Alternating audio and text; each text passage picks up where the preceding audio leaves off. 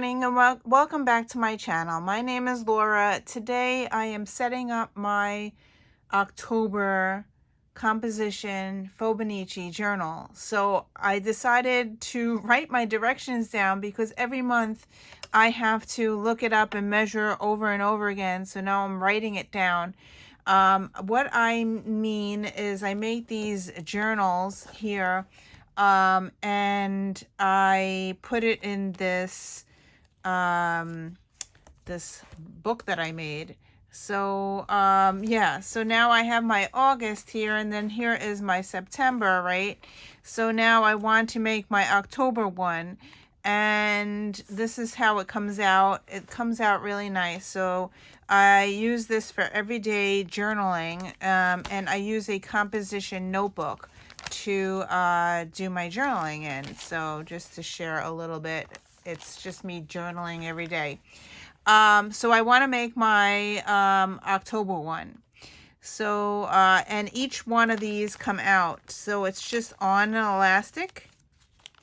So I wanted to share with you how I make my thing, and it comes out of here. So I'm going to take my August out because I want to make room for my October one, which we will make today. So this comes out. I don't stitch it. I can stitch it when I'm finished. This book is totally full. So yeah, so I'm just going to store this away and make room for my October one. So what I do is I take a composition notebook, which I got this. I've been buying them really cheap, especially in July and August. They have them on sale for like 50 cents. So I stocked up. Every time I went, ShopRite would only let you buy 4 at a time. So every time I went to ShopRite, I would buy 4. So I have enough to last me a lifetime. Anyway, what I do is I take the composition notebook and I go to the center. And if you go to the center here, actually I will do this one because I need to make another one. What you do is you take a tweezer or whatever, and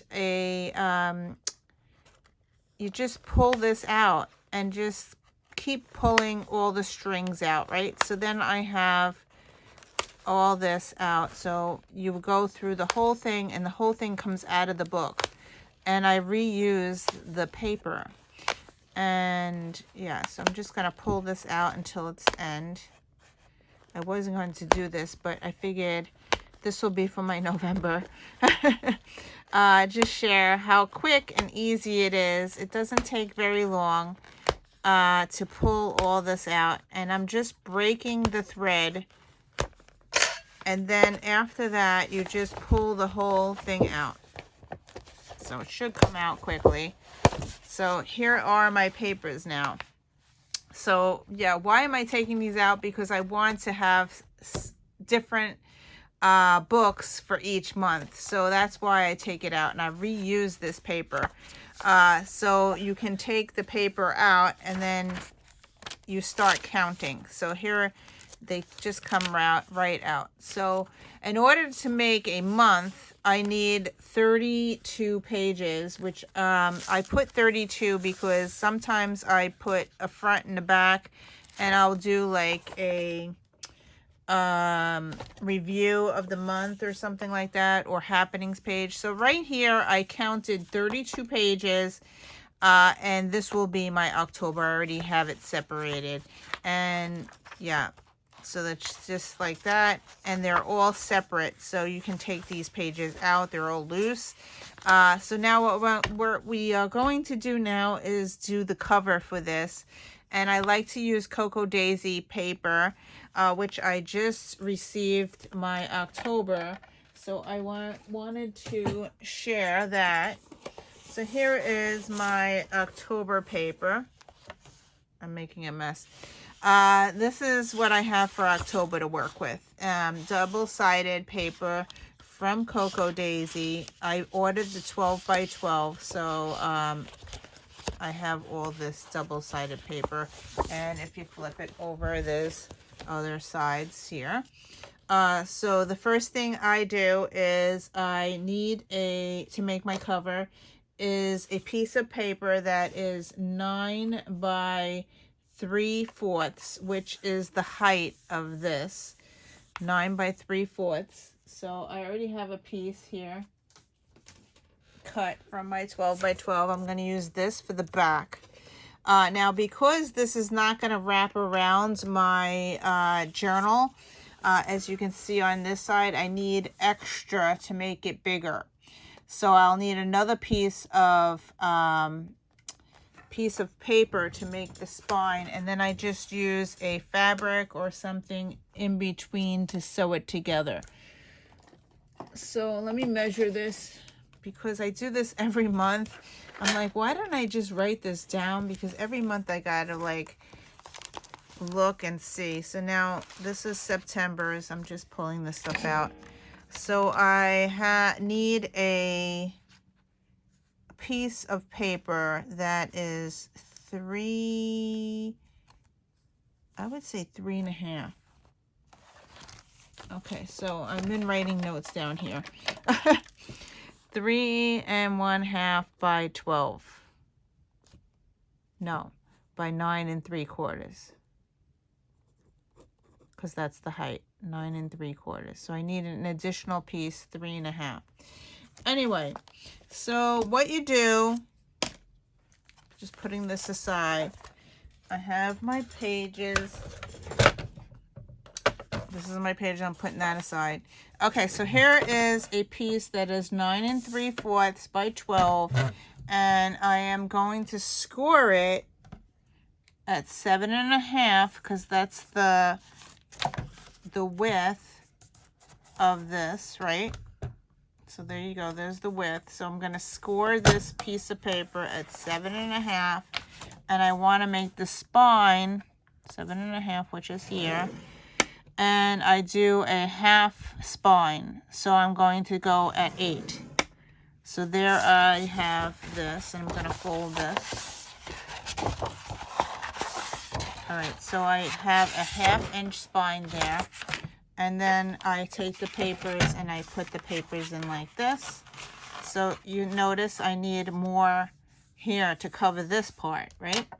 So let me measure it again, and it looks like it's 3 1/4. 3 1/4. Oh, 3 1/4. Sorry, 3 1/4. But I like to overlap it a little bit, so I'm going to do 3.5.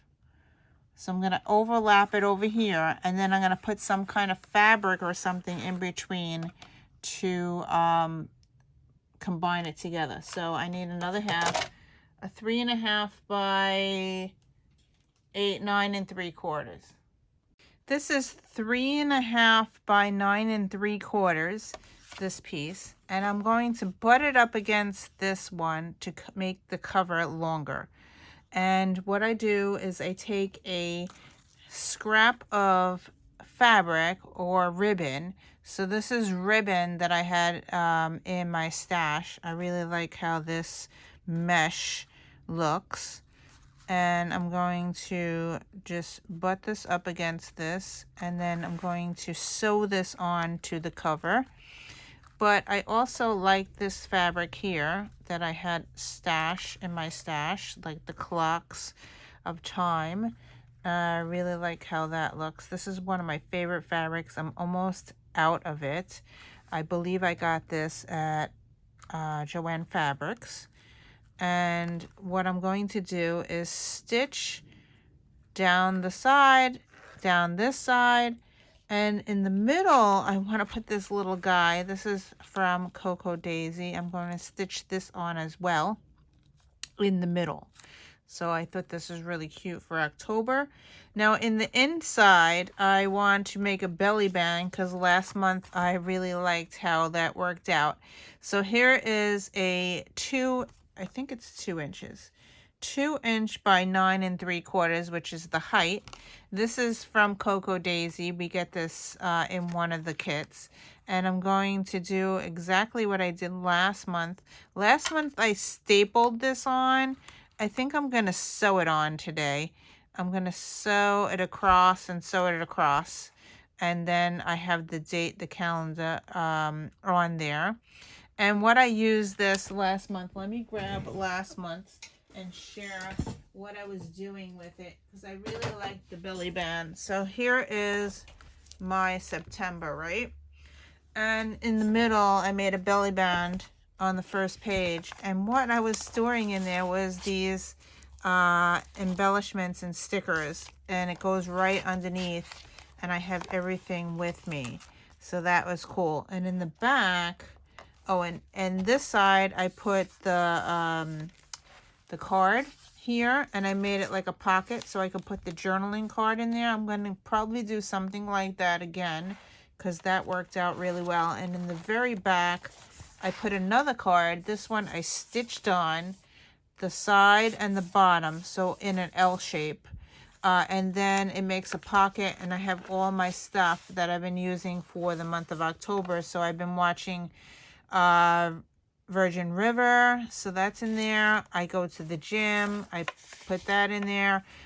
These are all stickers from Cocoa Daisy that are stuck in there that I've been using for the month of September. So it stores, I have also watching The Big Bang Theory, so I printed out a whole bunch. So as I journal, I have them already printed for me, and I store them in the back of my journal.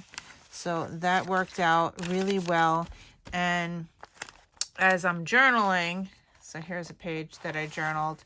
As I'm journaling, I put the what I'm watching on the bottom, and just I draw, I journal.